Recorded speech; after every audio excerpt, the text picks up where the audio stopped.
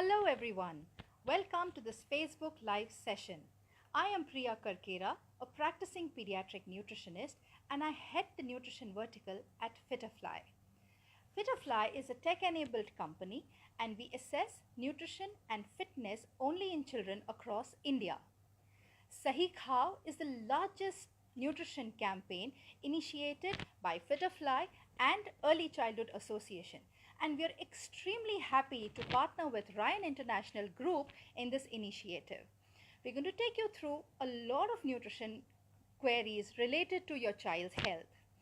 Let me tell you, September this year onwards is celebrated as the National Nutrition Month as declared by our respected Prime Minister. Dear parents, do we know where India stands when it comes to the health of our children? It is very scary and very alarming to know some natural statistics that is put up by the World Health Organization. Childhood obesity is going to be at an alarming increasing rate from 76 million to 91 million by the time we reach 2025. What are we doing towards the health of our children? India today is handling a triple burden of nutrition. One is overweight and obesity, where we have all the children eating all the wrong foods. On the other hand, we have malnutrition where children are very poorly fed. And the third disaster which we are facing today is micronutrient deficiency. What do we mean by that? What is the amount of calcium? What is the amount of iron? Is my child anemic? What am I going to do? Am I giving him green leafy vegetables? Is that enough to combat the iron? Am I giving him enough fiber? How do I know all this? Exactly why we are here for this session with you. Thank you for the support, and we have already received a number of questions on the post before, which I'm going to take a few of them right now. So we have Miss Pooja Asnani asking us what is the best nutrients for our child. Dear Pooja, I'm a mother like you, and let me tell you, there are loads of nutrients out there. We need to concentrate mainly on calories, which is the energy giving. We have carbohydrates, proteins and fats, which are the macronutrients, meaning required in larger amounts. And we have the micronutrients, like I said, the calcium, the iron, the omega-3, which are required for the development in terms of immunity, in terms of brain development for our children. Then we have Miss Sindhu Krishnan asking us what type of food we should give our children for gaining weight. Okay, first of all, Sindhu, you need to analyze and understand, is your child really underweight? For which I'm sure your pediatrician will help you. You need to plot them on the growth charts and check the height to weight ratio, which is extremely important. Secondly, if you really think your child is underweight, what we need to focus on is small portions, frequent meals and calorie dense. By this, what I mean is, when I say calorie dense, is something like a dry fruit laddu. It can be a dry fruit laddu. It can be, a complete paratha with all vegetables, with some amount of cheese in it. So you need to balance out the kind of fat also that you are giving. Doesn't mean just because you want to have your child to put on weight, you give all the fried foods. There has to be a limitation to that as well, which means the source of from where you're getting your fat is extremely important. Then we have Miss Rohini, who's asking us, oh, I love this. She tells us what are the healthy food ideas for short break and long break tiffins. I think whether working or not working mother, we all are concerned about what to pack in my child's tiffin box. Okay, I have two important points for you. Ensure there is a source of protein when you pack your child's tiffin, because that's going to be probably, the meal that the child is going to have in the first half of the day. And you ensure that there is some amount of vegetable portion, right? Because the child is hungry when they are in school, and they are typically, they are in an area when all their friends are also eating. So typically what is in the tiffin goes into the stomach. So protein sources, which can be vegetarian sources or a non-vegetarian source depending on whatever the child takes, and a portion of vegetable or fruit, ensuring that there has to be fiber in the child's diet. Then we also have, okay, Digan Patel asks us, what is the ideal diet for my son who's 6 years old? Come on, is there anything called an ideal diet? Well, when I say an ideal diet, I say you should connect it to a balanced diet, which means good amount of protein, a good combination of carbohydrate and protein. For example, khichdi, which is a perfect blend of 60 to 40% of carbohydrate and protein, and a very simple meal that we can serve our children. Again, like I said, at least 2 to 3 servings of vegetables per day, at least a serving or two of fruits per day, enough amount of water, enough amount of nuts which can contribute to the micronutrient intake, and of course, needless to say, fat is included in all of this. We also have Miss Shweta Anoop, who has asked us, my kid is 5 years old. He had pneumonia when he was 2.5, and he was advised by the doctor not to have milk based, and fruit juices. He's underweight. What substitutes do you suggest? Please guide. His appetite is very low. Okay, Shweta, Anup, this is a lot of queries, but what I suggest, you meet a qualified dietitian. What you can do is assess your child's current nutrition habits. What is his pattern? You can also assess like his growth trajectory. So typically when a child is low on weight, we watch them from 2.5 years to 5 years, how well he's put on weight, or has he been on the lower limit, right? We assess his overall growth in terms of height, weight, and the body mass index, which is the proportion to the two. And for your question where you've asked about eliminating foods or adding supplements, if the child is able to consume all the homemade preparations, keeping away from packed foods, and enough amount of nutrients coming in from the home preparations, I don't think we need to reach out on supplements unless on medical advice. All right. And another thing what you need to ensure is your child's immune status, like how often is he falling sick. Okay. To address your question on his appetite being very low, let me tell you, when to eat, what to eat, and how to eat can be, what the parents should concentrate on. And how much to eat can be left on the children. Remember, the child's stomach capacity is extremely small. If you yourself are eating 2 rotis, you cannot expect the child to have also the same amount of roti. So be logical when you serve portions to your children. Do not overfeed them, assuming that they are going to want more. Okay, then we have Rinki Kumari, who asks us how to improve my child's nutrition. He doesn't like fruits. What should I do? All right, Rinki, maybe you can try and serve him as fruit popsicles. So, like blend fruits, freeze it, put it into your ice tray, put a stick into it, and what if you serve it as like a gola style homemade, which can be very interesting to the child. The other way, fruit and curd is an excellent combination. A milkshake is an excellent combination. But remember, you cannot serve, I think you've not mentioned the age of your child, but maybe, serve him a reasonable quantity of milkshake. So little amount of milk can be 150, max 200 ml. Do not serve large portions. Then we have Miss Archana More asking us, weight gain due to lack of physical activity, what to do? Yes, this is, I'm sure, a concern of many, many parents out there. Use simple tricks, ask them to take the stairs. You need not restrict on the diet, but you need to keep a watch on how much in terms of quantity the child is eating. Simple physical activities along with the parents, maybe, go for a stroll with him. Encourage them into physical activities, for which I think Miss Archana, we need to be role models to our children. So I request, ensure motivational talks with your children in terms of physical activity. Share, videos of what obesity can do to them and how they can be excluded from their peer circle if they're going to keep putting on weight. Not as a taboo to them, but ensure and make them aware that they need to correct it at this early stage of life, right? And definitely physical activity alone is not going to help. It has to be healthy eating habits along with physical activity. Another trick what you can try is, you tell your children whatever you do for 21 days becomes an habit. So 21 days, take stairs if you live on the fourth floor, fifth floor, at least try and climb stairs for a floor or two so that it becomes a habit, right? Then we have Miss Neeti Srinivasan who's asking us, is there any special diet for ADHD? Miss Neeti, we are seeing a lot of children with attention deficit hyperactivity.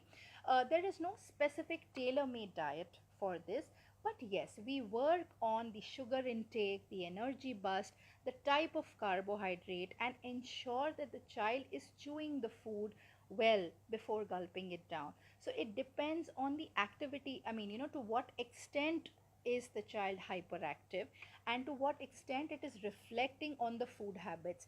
There may be food obsessions or want of eating the same food again and again, so we need to check on the pattern of the child before prescribing. But as such, there is nothing called a tailor-made diet for ADHD. We also have Miss Preet Kaur who asks us, can a proper diet alone help a person to become fit? Is exercise really required? Yes, of course.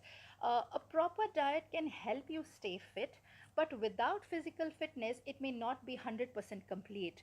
I would say it takes 70% for a good diet and 30% of physical activity. These days, we have children playing football and cricket only on gadgets.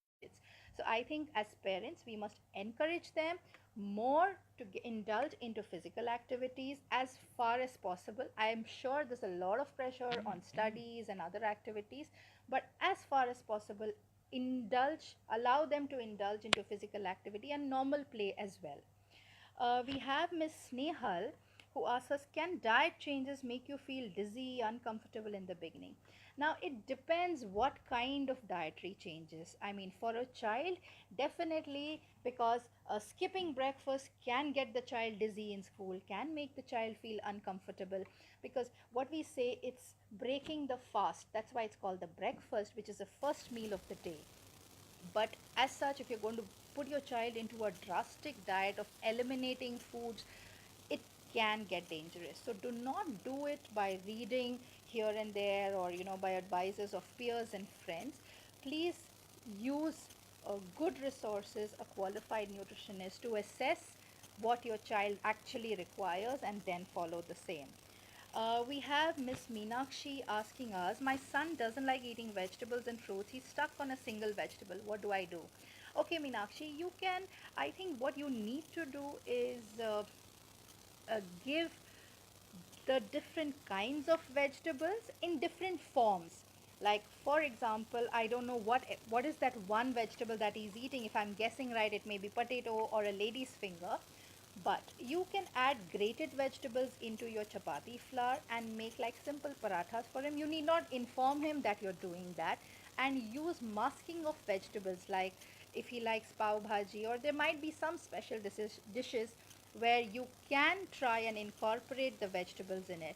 You can make pizzas at home using either, Maharashtra is very famous for bhakris, so you can have some tomato ketchup, some vegetables on it. So the form of vegetables has to be different. Maybe make cutlets in different shapes, maybe hearts, diamonds, depending on his age. If he's a teenager, he may not really want that, but depending on the age. But keep introducing vegetables, and like I said earlier, be a good role model. For all the parents who have joined in now, we welcome you to this Facebook Live sessions. We are happy to take questions from all of you regarding nutrition, healthy eating for your children, tiffins, uh, picky eaters. Feel free to write into. We have Miss I'm sorry, Rinki Kumar, how to improve my child's nutrition. I think we're all taking the same thing. Like I said, proper portion size, eat a balanced meal, ensure the child has at least 5 meals, which is breakfast and snack, which are the two small meals of the day.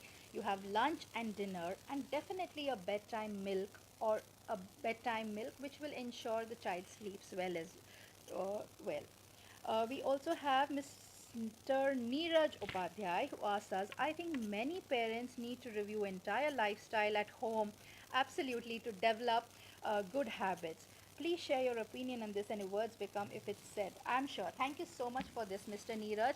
And I appreciate a father as well participating, because typically nutrition is understood as a mother's forte. So, yes, I think, when we speak to parents, depending on the age of the child, when the child is young, the 80% of the contribution comes in from the parents, because the child is going to repeat your actions. So if we as parents are able to adapt a healthier lifestyle, for example, a simple scenario at home, if the child is going to see three different types of vegetables made, one for the grandparents, one for the father, and one for the mother, because they are on different diets and not wanting to eat the same kind of food, the child is going to assume that yes, there can be a different food made for me. So such examples becomes, role models for children. Another thing, no throwing food. We as parents should not throw food in front of the children, because the child is going to imbibe that as a habit. Again, if we are going to be, eating our food while watching television or looking at our phones, I'm sure that little one is going to presume that this is how the habit is going to be. So very, very well said, Mr. Neeraj. We need to set good examples. Dinner time can be, one meal time of the family together, where as a family everyone puts the phone away and talks to each other. I'm sure we are trending far away from this kind of a practice. Sitting down and having meals, yes, definitely you must encourage your children. Dining table is a luxury today. We have Miss Sweetie Makhija. My 6-year-old daughter has poor eyesight. Please suggest a diet for her. Definitely, the most important vitamin for eyesight is the vitamin A. Please ensure your child is having good amount of dairy products. If you are a non-vegetarian, include eggs, include some amount of non-vegetarian foods in her diet. In, include lots of another form of vitamin A, which comes from beta carotene, which is rich in carrot and yellow and orange color fruits and vegetables. So ensure. That doesn't mean you give your child, a glass of carrot juice and she's like howling and crying and not wanting to drink it.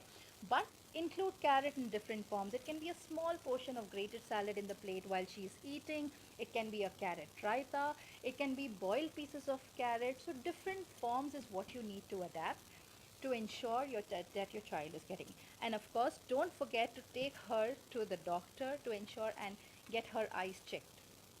We have Miss Ashwin Acharya, who says that my nephew is lactose intolerant. How else can I incorporate dairy nutrients in his food? Sure, Mr. Ashwin.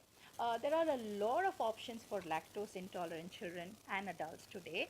Uh, Milk as such, that is, when you're lactose intolerant, you cannot take milk, which is cow's milk. You can opt for almond milk, which is available nowadays readily in the Indian market. You can opt for soy milk if you are able to tolerate soya milk. These are also available in Tetra packs and brands. Another option can be coconut milk, which can be homemade. And yes, of course, there are many children who can tolerate curd but cannot tolerate milk. So if they are able to tolerate curd, please go ahead and give them curd. That's for the dairy nutrients. So what are the nutrients that we get from dairy mainly? One is calcium and one is B12. There are other sources of calcium, like including ragi, which can be an option to dairy products and also combat your calcium intake of your child. Then we have my 10-year-old child does not eat vegetables except lady's finger, potato, cabbage, and eggs. What should I do? Okay, eating 3 vegetables is not bad. Like I said earlier, you need to keep incorporating the other vegetables in different form. If the child is going to see the same palak paneer time and again, and maybe has an aversion toward that pureed form of palak, he's never going to try it again. And maybe you praise that food in front of your child. You say palak paneer is yum. So you need to make food sound like a superhero to your child, so that at a young age they tend to adapt to the kind of foods that they are seeing and they feel wow about it. Why do children feel wow about the outside food or the fast food chains? Because they have created that wow factor. Why cannot we create that same wow factor and say, wow, this is a methi thepla, or like a methi roll, which I'm going to share with you, and it's going to be yum. So these kind of wow statements at an early age can definitely help children develop positive attributes towards food. We have Miss Gehna Khaturia who asks us specific kind of a diet which will help students battling stress during examinations. Okay, now I've seen this wide range of children who, while battling stress, what do you mean by battling stress during exam? So in one set of children who are constantly eating during exams, so like, they like these tidbits near them, and mothers are very happy to, serve them food because they have to concentrate. But let me tell you, and the other end is, feeding those four little almonds right from standard one, and then, it skips off in the teenage and high school, and then it comes back in standard 10. So, not the practice is not wrong, but when we say right kind of nutrients, what you need to concentrate on is the overall brain development of the child. When we say combating stress, enough amount of fiber, enough amount of water. The child should feel full with the food but not feel sleepy.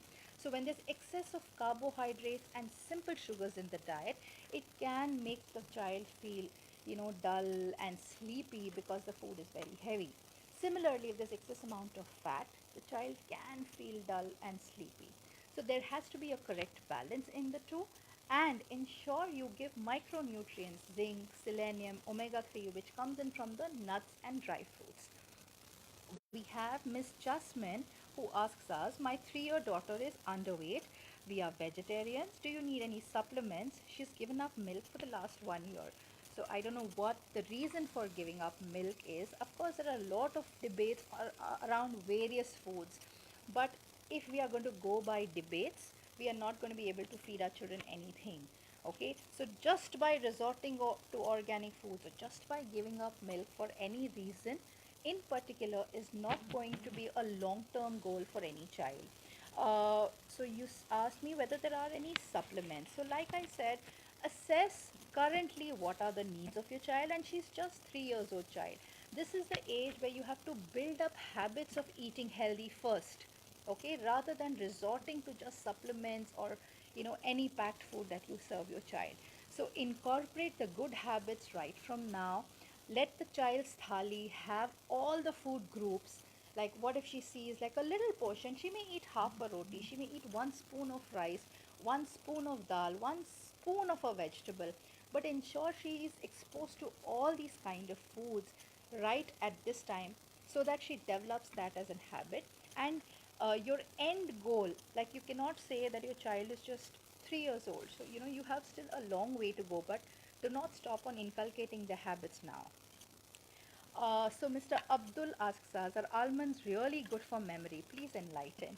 Okay, yes, almonds are good, okay, but not if they are had only in 10th standard and only in 12th standard. It has to be a habit right from beginning. It is not the only one food that is good for memory or for brain. It has nutrients, it has omega 3, it has DHAs, which are good for brain development. So both almonds and walnuts consist of this. However, absorption of these nutrients in terms of omega 3 fatty acids and the DHA can be a little lesser when it comes to other sources which are non-vegetarian sources. So there is no one memory boosting food or one stress busting food. It has to be a complete practice and a complete balance in the kind of meal that's served to the child. Then we have Miss Varlakshmi who asks us, there's a trend of cold pressed juice these days. How healthy is it? So I would not really recommend any of these juices. They are just like, a fancy way of bottling them into different packets and maybe easy to carry. If the child is able to have good amount of vegetables in the meal, because these are not long term habits that can be inculcated and that can be practiced for over years, right? So think before you start off, but once in a while, yes, if you are opting to it and your child has a sip out of it, it's all right. But however, you are introducing the packed food concept while you are doing this, so think whether you really want to do it or not. Then we have Mr. Karan who asks us, what is the best food to start off one's morning? Yes, like I said, breakfast is breaking the fast. That is, you fasted for 8 hours or 10 hours, which means dinner has been your last meal. So when you start off your day, there has to be a combination of carbohydrate, good amount of good biological value protein, which can be something like eggs, or a vegetarian source like sprouts or some sprouted lentils or any kind of pulse which can contribute to your protein intake, and some amount of good fat if you are a milk drinker, so some amount of milk. Your carbohydrates can also come in from your fruit. So there can be an Indian breakfast also, like a sprout poha with a little bit of banana milkshake or an almond milkshake, or some nuts and dry fruits added to it. So it has to be little of all the kind of foods bundled together. Then we have Mr. Rohan Golab who asks us, can you suggest some tips of how to control impulsive eating? Yes, surely, Mr. Rohan. I think today's children tend to overeat because of this one habit, because they know where they need to reach out to, which area of the house has all the food stored. So one factor what you need to work on, and why is the child doing this impulse eating, which means the child's stomach is not full, okay, because the child's earlier meal has not filled the satiety, that is not fulfilled the needs of the hunger of the child. And when what is impulsive eating is they would reach out to all the wrong kind of foods which has simple carbohydrates, be it biscuits, maybe some sugary food. So if you have to break that, the earlier meal that the child has eaten has to be rich in fiber and protein. So fiber comes in from fruits and vegetables. Protein comes in, like I said, vegetarian sources can be your sprouts, dals, milk and milk products, and non-vegetarian if the child is eating non-vegetarian. However, another reason for impulsive eating can be the food stocked at home. I tell many parents we are living in a generation where there's poverty in midst of plenty. Like there are so many options out there. Each house has four dabbas filled with five varieties of biscuits. So the child definitely knows that there are these foods stocked at home and I can reach out to them whenever I want to. So what if you pushed your child towards the wall and stocked only fruits and vegetables at home? Yes, there are going to be fights, there are going to be big who and ha's about it. But if that is the only option available, definitely impulsive eating can become a positive impulsive eating if you give the right choices. We have Mr. Amog who says, is there a specific children diet for children suffering from type 1 diabetes? What are the essentials? Yes, very much, Mr. Amog. Type 1 diabetes has to have a tailor-made diet depending on the insulin dosage, depending on what is the proportion of carbohydrate that the child is getting from every meal, in contrast to the insulin dosage. So do not assume. Visit a diabetologist along with a dietitian who is trained in planning such kind of diets. She will also help you portion out if the insulin is X amount of dosage, what is the amount of carbohydrates that the child needs to have, and adjust the dose accordingly. So do not go by just downloading any kind of information and self practicing. You need to watch, and it is a long term practice where you need to track the sugar continuously.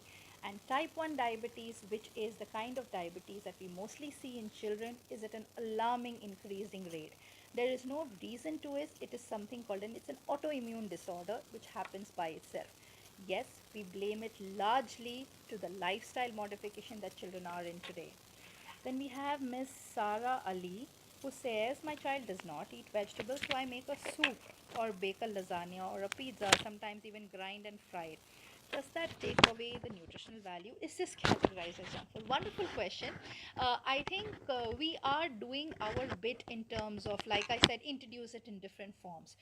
But nutritive value in vegetables, fiber does not get lost unless you are going to grind and strain it off.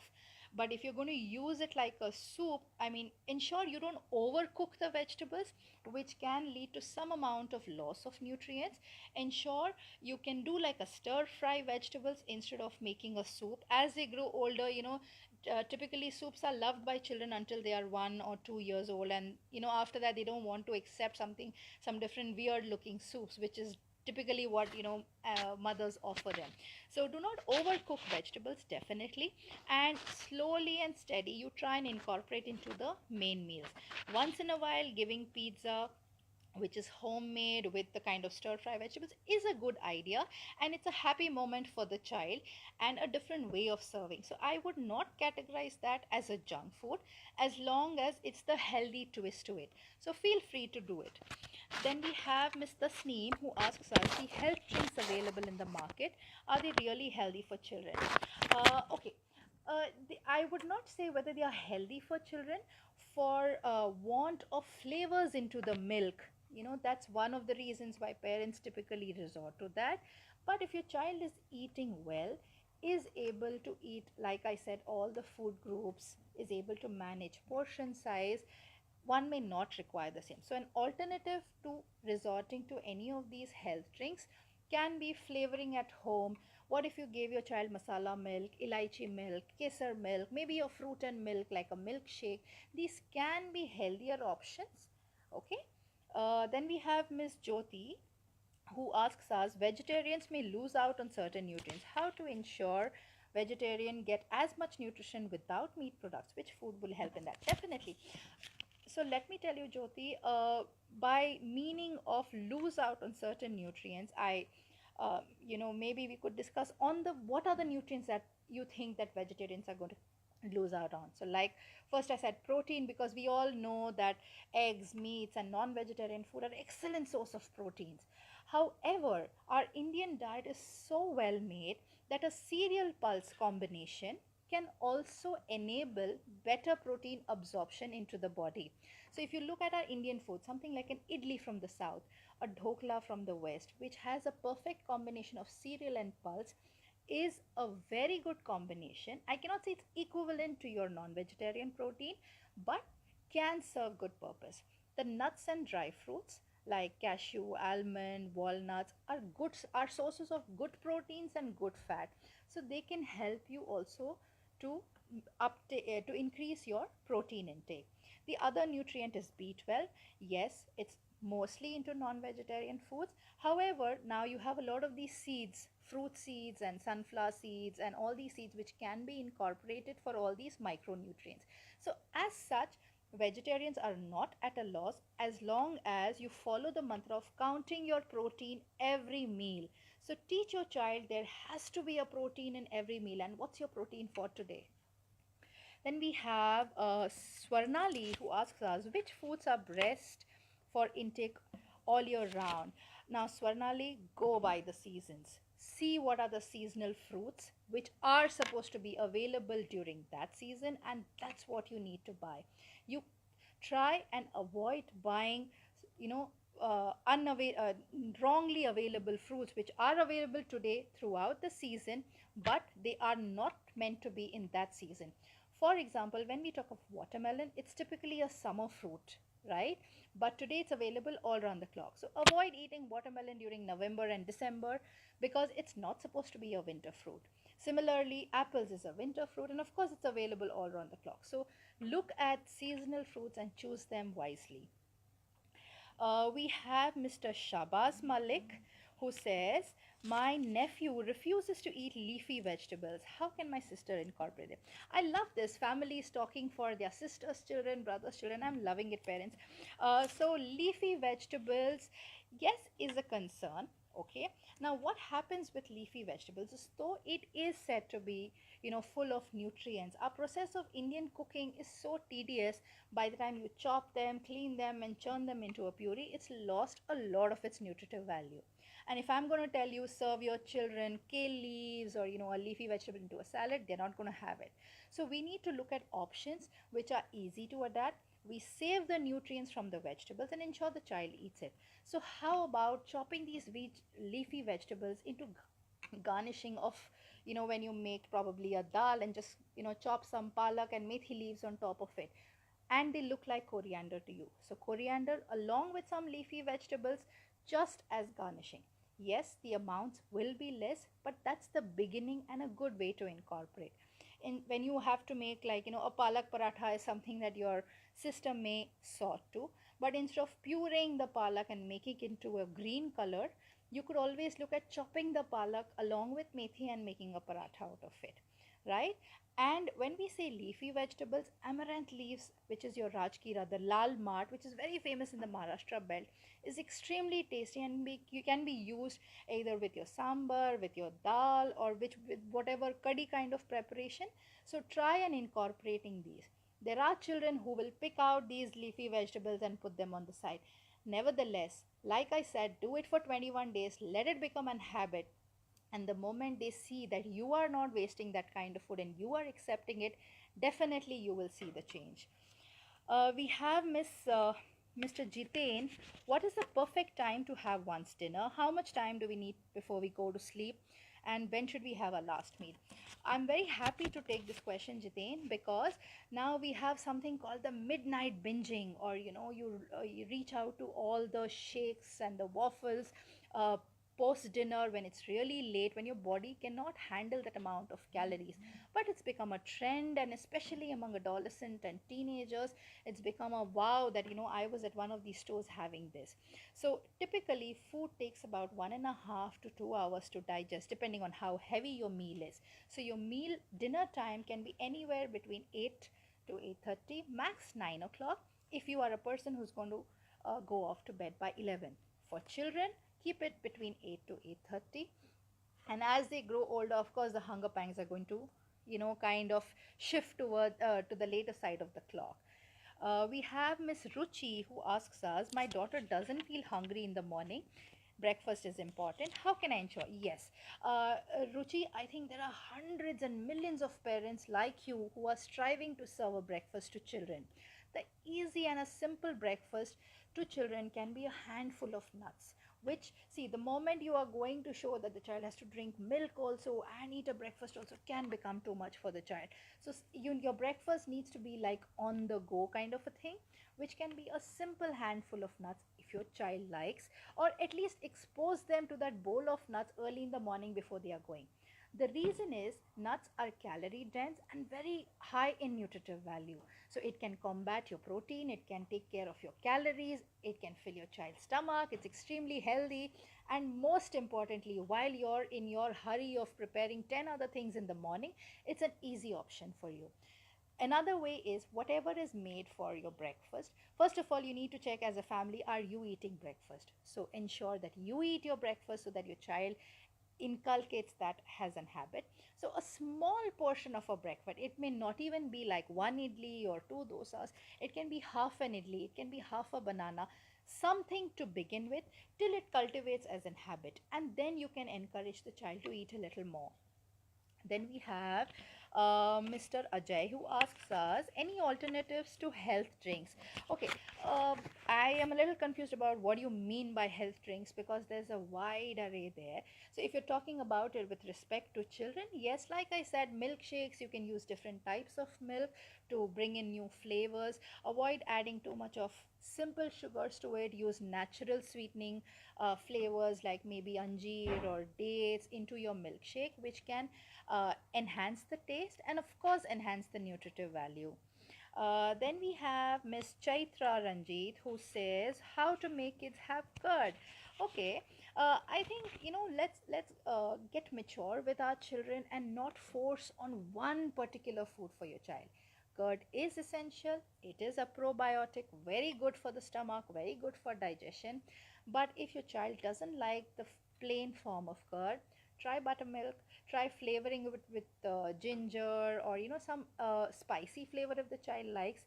Lassi can be an option, except for the fact that you're not loading it with sugar, right?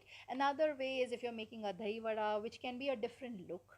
Okay, but there are a lot of children out there who don't like the white color or who don't want to have the curd preparation. In that case, you can try and a curry form, a different, depending on whichever culture that you are from. But if the child is still refraining completely from eating it, don't worry, you have to look at what are the other things that the child is eating, and maybe concentrate on some other kind of food which can combat the nutrients that the child can get from curd. Then we have Miss Namrata who asks us, is milk good for the kids in the morning or not? See, the problem with Indian mentality, rather Indian mothers, I'm also a mother of two, so is basically you ensure that if the child has had that one glass of milk with all the who and ha in the morning, you have achieved a goal. Let me tell you, children are getting more fussier day by day.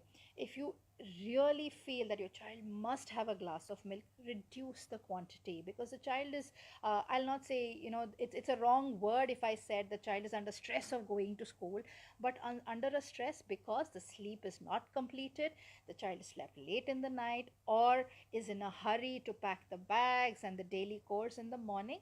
Reduce the quantity of milk. Milk can be given later in the day. It's not necessary that you need to push it early in the morning. One reason why, if you go back to grandmother stories, they would say it's a complete food. Yes, because it has good carbohydrates, very good proteins, very good amount of fat, so it kind of balances out. But what milk doesn't have is fiber. So you can make a little kheer out of it, maybe with some rava in it, one sevaya in it, and different kind, maybe a rajgira in it. So different kind of small porridges, but serve small portion. Like the moment I say porridge, you cannot have such a big bowl of porridge going into the child's table in the morning, just wanting to finish it. So can be lesser amount, but it can be a blend of a cereal and a milk with some nuts in it. Then we have Mr. Sumit, who asks us, is there a power food or meal for your child that you give them all the nutrients in one go? When you say all the nutrients, something that comes instantly to my mind is, if your child has a sweet tooth and wants something sweet, it can be in the form of a laddu, which can be small size, good portioned with a lot of things which can mask the way the laddu looks. On the other hand, if the child likes savory, can be like a paratha with multiple grains, can have paneer into it, can have some moong atta, which is your green gram. Uska atta, you can add it into your paratha. So can be that kind. So it depends on the time of the day that you're resorting to for a power meal, Mr. Sumit. Then we have Ms. Shreya. How do I increase child's immunity? Which food will help him in his immunity? Now, Shreya, I do not know how old your child is. So, let me tell you, when we speak about immunity, what is immunity? Like how frequently the child is falling ill, how many seasons change is the child not able to take and is always down with either a cold or a cough or a fever. First, you need to track that. And if that is going to be like very, very common, yes, I would say that you need to work on the immune status. When you say foods to increase immunity, like typically when a child has a cold or a cough, you will refrain from giving anything sour, anything that is cold, bananas, cucumbers, and there are a whole lot of lists out there on Google which you will get.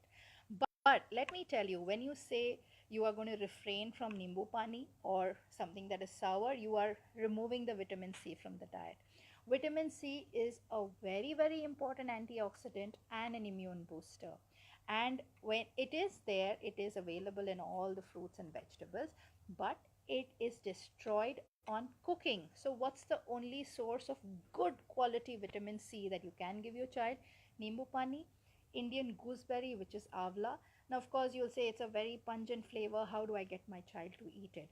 So, you require as less as such a small piece, which is just 5 grams of avla, to get to your child's stomach to make up for the vitamin C requirement, because the requirement of vitamin C is 40 milligrams per day on an average for every child.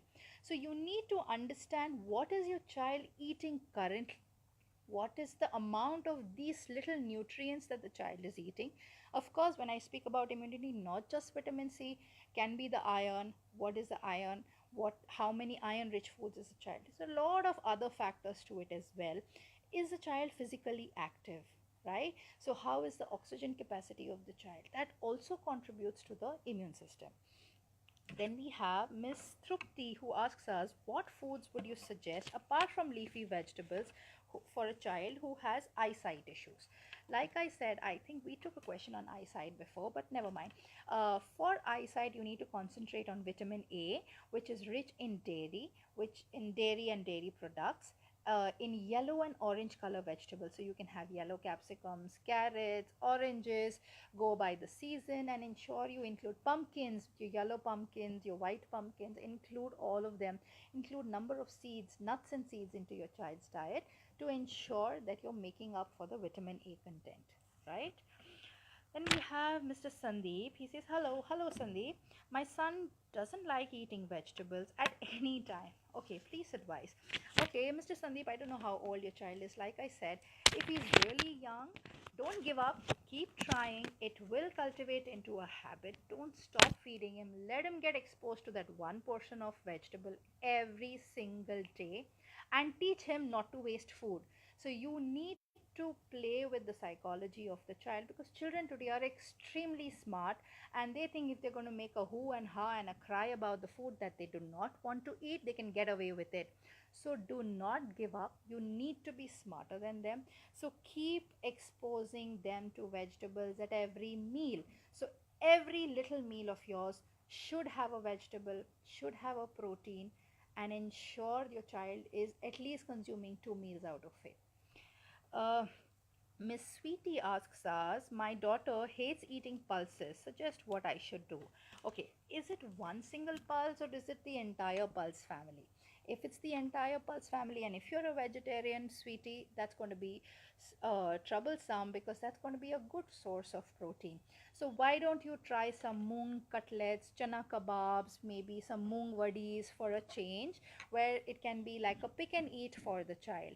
Maybe introducing sprouts as a salad if the child is fond of that kind of a salad, but maybe, visibly the child should not see the sprouts for some time and accept the taste. So there are two parts to every food that is exposed to a child. One is taste and one is texture. Keep changing both and I'm sure she'll go ahead and have it.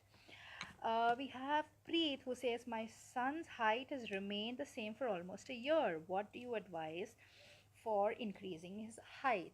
Okay, now there's no magic wand or magic food to increase the height of a child. What you need to understand is plot him on a growth chart and see how tall he is, whether he is within the average limit of the child. The second factor to contributing to height will be the maternal and paternal height, that is your height and your husband's height. So what is the average expectation of height that your child can grow into? And nutritionally, the factor that would affect your child's height is the protein intake. So concentrate on what are the protein foods that your child is going to be having and ensure that you're able to increase the amount of protein, because that's one of the most important nutrient for growth and development. Then we have Miss Nena Singhal who asks, what can I do to avoid frequent illness? Please suggest me something. I understand, Nena, that when a child falls ill, the entire house goes for a toss and the mother is always perplexed about it. So stay calm, understand what are the needs of the child. What is the kind of illness that the child is continuously having? Is it simple cold, cough? Okay, inculcate habits like a nimbu pani every day, ensure some nuts every day. So these can be like mid meals and mid snacks that you can offer to your child.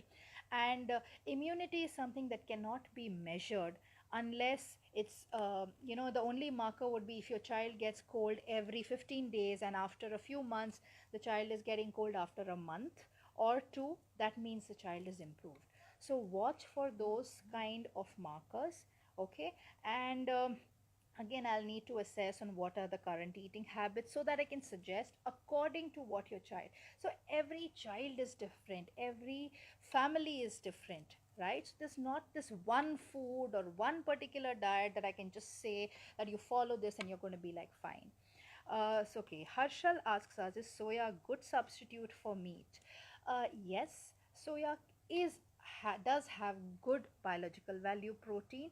It has good amounts of calcium. It also contributes some amount to the iron, of course not very well absorbed. Okay, but in different forms it can be a good option for vegetarians and a different change from your simple lentil. So you can resort to, instead of soya bean, you must resort to your soya chunks or your soya granules in which the anti-nutritional factors are not there, right? Then we have okay, We have one more question on uh, best iron rich foods for the child, as my daughter has a very low iron content. So when you mean by very low iron content, I don't know if you're talking about the hemoglobin levels of your child. If that is the case, then I don't know whether you're a vegetarian or non-vegetarian. If you're a non-vegetarian, all the animal meats, the animal liver, which are typically the iron stores, are extremely healthy for children. Nuts and seeds can be good options. Rajgira, which is, I would call it the Indian quinoa. So you need not reach out to Western cereals like quinoa. Rajgira, which is amaranth, which is widely available in Maharashtra belt or the Western region, can be an excellent option. It is available as flour. You can make rotis, you can make puris out of it, and it can become into your daily routine. That can contribute to your iron intake. When we talk about iron, there also needs to be absorption of iron, which is enabled better when there is enough amount of vitamin C in the diet. So all these nutrients are like cousins to each other, so they are dependent on each other for better absorption and better bioavailability in the body. So you can't just have simple iron rich foods and wonder why the hemoglobin is not going up. So you need to understand, like I said, what are the current habits, what are the kind of foods that she likes. You can look at dates, dry dates, again nuts and seeds, which can help you some amount. Okay. Then we have Mr. Sandesh, who says, my son eats only junk food for dinner. How should I ensure he stops? I'm sure there are lot of parents out there who are fighting this issue. When you mean by saying he eats only junk foods, that I think I would give 50% of the issue, or I would blame it on you, because you are providing him with that junk food. What would happen if you don't give him junk food for a day or two and say, you are going to have only dal chawal? What would happen?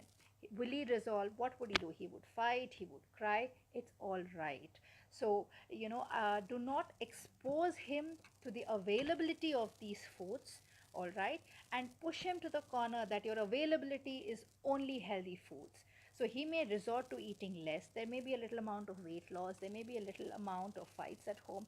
It's all right, because you are trying to change the lifestyle of your child.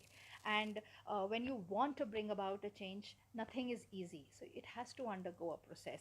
But let me tell you, Sandesh, thank you for bringing this up. But this is a very, very alarming situation, because you need to look at the salt in the diet when it comes to junk food, which already we as Indians are eating 6 times the amount of recommended in our country. So please watch out.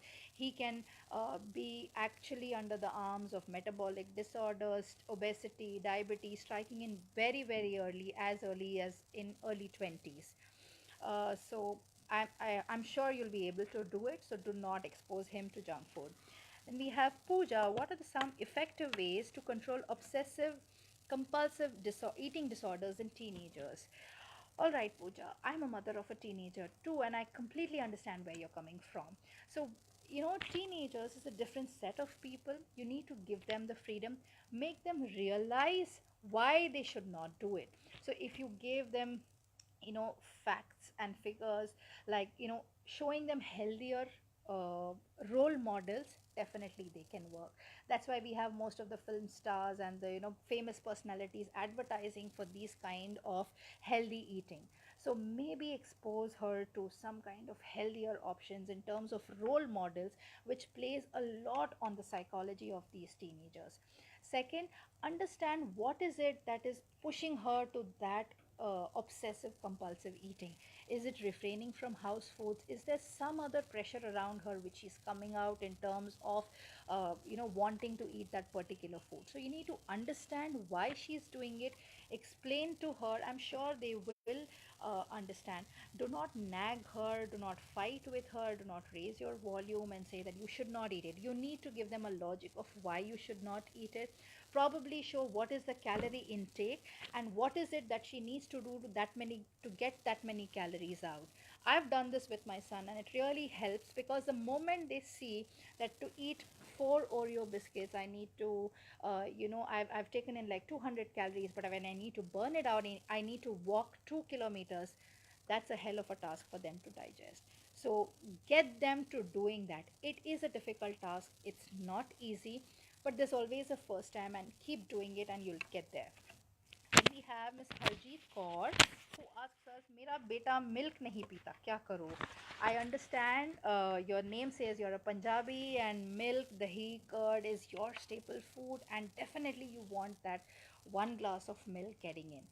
Reduce the quantity, okay? See if you can give an elaichi milk. If he's really refraining from food, from milk, you can add milk to your chapati flour and make your rotis out of it. It improves the texture.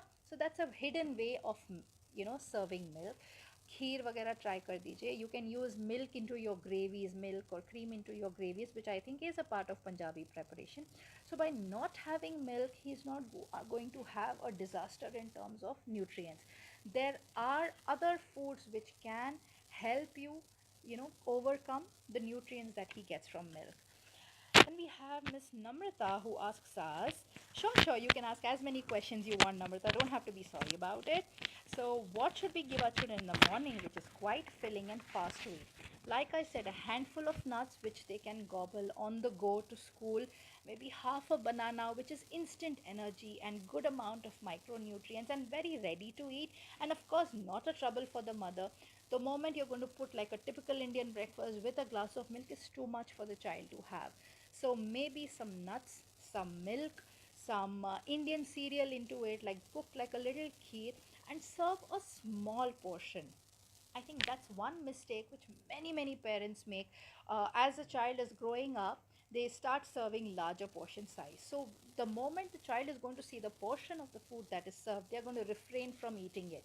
So serve smaller portion size so that the child's acceptability is better. So you may start off with a goal of just 1 or 2 teaspoons of whatever you have made, and maybe push in further for the third spoon. But make a rule: the child does not or will not leave the house if he's not had a spoon of that breakfast. Then we have Mr. Karan, who says, "My sister eats too much junk food. How to make her eat healthy food?" Again, we're asking for a lifestyle modification. She needs to be made to understand what are the ill effects of eating junk food. I'm sure it's not that she doesn't know, but yes, she needs to understand it's not that junk food cannot be eaten. It is how often are you eating it and how much are you eating it. For example, if you want to call a pizza today for dinner, ensure your dinner is earlier. Okay, so shift your dinner time to maybe 6:37.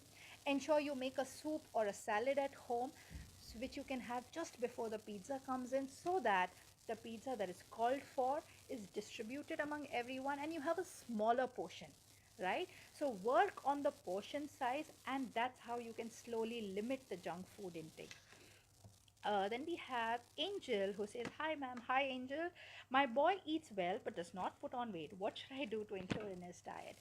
Okay, we have a whole lot of people saying, "I want my child to lose weight," and we have Angel, who says he does not put on weight. So, first, Angel, go back to your pediatrician and check what his requirement of weight. I mean, is he falling into the normal percentile of weight with respect to its age and height? And if so, it's fine. You don't need to get worried. If not, then we need to discuss on what are his eating habits. And there are a lot of children who have a high metabolic rate. That is, they can digest the food very fast and they don't put on weight. So there is something called different body types of even for children. So depending on the body type, it will decide whether they are endomorph, ectomorph, or mesomorph, or how is their ability to put on weight. Okay, so you need to get those vitals checked. What should I include in his diet? So, Angel, like I said, there's nothing that one particular food that you need to include. If he is having a balanced diet and still not putting on weight, and once you have checked all this, then we can speak about it. Then we have Miss Neetu, who asks, "My daughter is third standard and 35 kgs and does not eat she doesn't eat junk food still. What to do?" Oh my god, we are having like a contrast of questions. Neetu is worried that the daughter doesn't eat junk food. Your daughter is just in third standard, right? So be happy that she doesn't, because that habit is going to strike to her as she grows older. Um, you have written she doesn't eat too much junk food. So are you sure? Because her weight is already 35 kgs, which for a third standard child might be a little on the over. So she must be around 9 years, 9 to 10 years.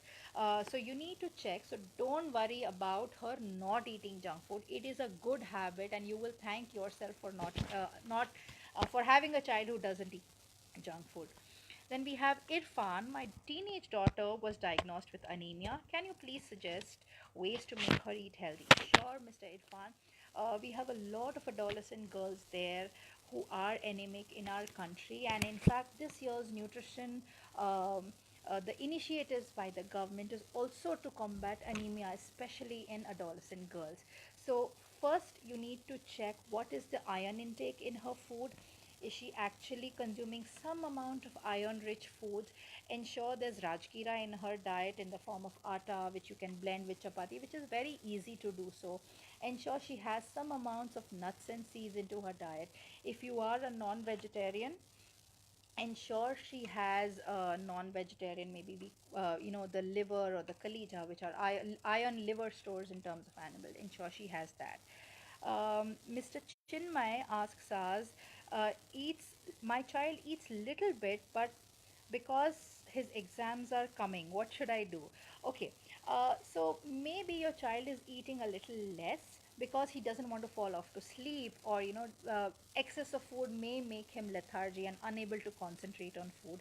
If it's only during exams, you need not worry. You need to just go with the flow of the child. Ensure he's eating good amount of protein to keep him active, to keep his stomach full. Ensure he's eating healthy during exams and not resorting to too much of outside food during this time. We have Neetu, rice or chapati, which is a better option uh, for children for dinner? Okay, you're asking me Punjab ya Tamil Nadu. So if you're from North India, wheat is your chapati is your staple food. So go ahead and feed your children chapati. If you're from South India, go ahead and feed your children rice. There is no comparison between the two cereals if your child is healthy, right? It depends on the portion size, it depends on the time that you're giving dinner, it depends on the quantity of rice that the child is having, the type of rice. If you're going to give a processed rice, it does not have nutrients. Similarly, if you're talking about chapatis made of maida flour or refined flour, that does not have nutrients, right? So, for example, one chapati is equal to one katori of rice in terms of nutritive value. So, go ahead and make your choice wisely. Chetna asks us, is stress eating a real thing? I think stress is a very helpful word to many of us, that we resort to by saying my child is stressed, that's why he's eating too much. My child is stressed for exams, so usko kuch meetha chahiye hota hai. So let's get off on putting the blame on a word which is not going to fire back on us. So I think there's nothing as stress related. It's just that we use that as a tool to kind of fight our wrong eating habits. So there's nothing as stress में बहुत कोई खाना खाता है. I will not give in to some reason like that. It is just a reason to want of wrong eating habits. Then we have Kritika, who asks us, we belong to a Jain family. How do I ensure my child gets his daily dose of proteins? So very interesting, Kritika. But Jain cooking, if you see, has a lot of besan, lot of pulses, lot of sprouts, except during your particular months. But they are a protein rich style of cooking. So India has such a diverse culture, starting from north to south and east to west. Our balanced meals and our typical type of cooking actually takes care of our nutritional needs, right? However, like for example, I think the people make dal dhokli जहाँ रोटी को ही दाल में डाल देते हैं. So it's a typical one pot meal which probably a South Indian may not have, or call it a pongal, or which is your fada no khichdi in Gujarat. So we have typical foods with perfect combination. So go ahead and follow your religion and your likes and dislikes in terms of your culture. However, you need to assess that whether the child is getting all the micronutrients. That is of one concern. Then we have Kajal who says, my child is in the first standard. He's doing sports practice in the morning. He does not eat anything at home. What should I do? As he's an athletic child. So wonderful. I think as parents, you must give importance to his physical training and his athletic training. But like I said, half a banana, two bites of a banana before he goes for his training is a must. You have to make him understand and probably practice it for a period of time that if he's not going to eat anything and go, his energy levels are going to be low in his practice. There can be notions of not being able to run just after eating. So as soon as he wakes up, maybe once he's done with his brushing his teeth and stuff, you can give him half a banana and at least give a half an hour gap before he goes for his practice. But ensure he eats something and he leaves. So maybe you can, like I said, 4 almonds, 4 walnuts, 1 date, one power pack, a dry fruit laddu can be a good option, which he just needs to gobble up.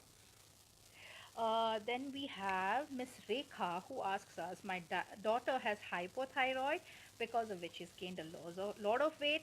Please suggest a diet for her. Sure, Rekha.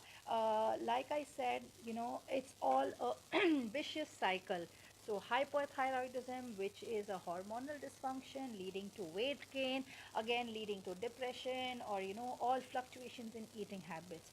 So you need to assess what is her current eating habits, what are her food habits, and also give her some amount of physical activity so that she's able to do justice to the kind of intake and output in terms of energy.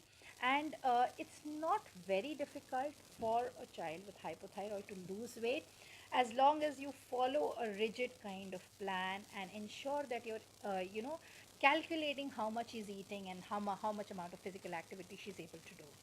Then we have Shweta who asks us, my son is 5. I think we've taken this question already. Uh, then we have Harshal. Should vegetarians include special foods in their diet to make up absence? I don't think so. A diet is good enough.